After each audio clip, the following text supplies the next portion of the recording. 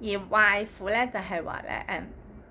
有快樂嘅時候，但係快樂好短暫。當咧個快樂咧過咗嘅時候，或者會將要變嘅時候，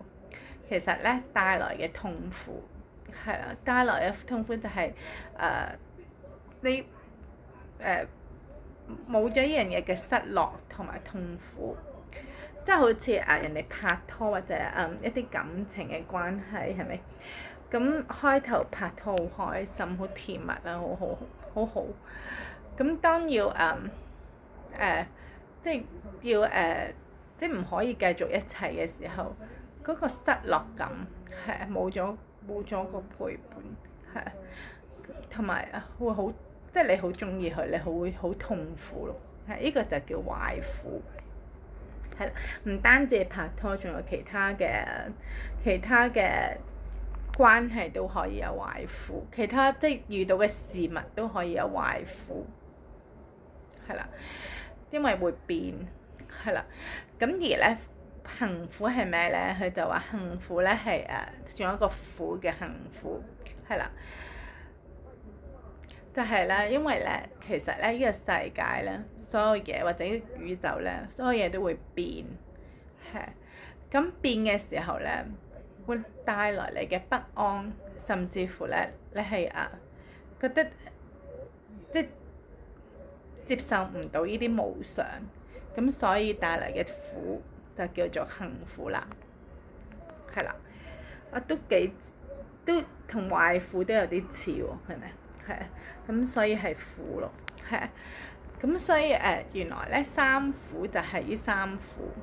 係啊，咁我就學習到咧怨憎會苦就係原來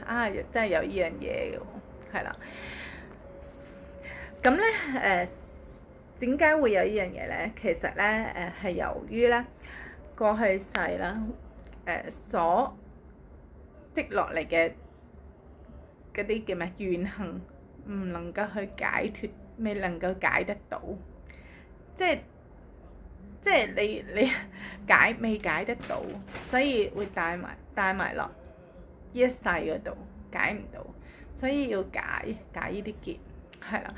咁咧其實跟住佢就話啦，咁有呢三苦，跟住咧就會點咧？其實喺生死入邊咧會受諸熱惱，即係其實咧因為無明無知無明，咁所以咧其實咧我哋應該係要學大乘，但係因為我哋咧係人係受到呢三苦，咁變咗我哋係唔知亦都無明啦，所以咧我哋係落着於小法，我哋只係為咗自己一刻嘅解脫，而係冇去再去進步學大乘，係啦，即係為咗自己片刻嗰個即係一剎那嘅好處，而冇學到大乘。經就係咁，即係個經咁樣講，係啊，咁係呢個咧好好，咁俾我學，唔係學到，即係因為我想知係邊三苦，所以我上網就揾到出嚟咯。妙法蓮華經今日睇到係第二卷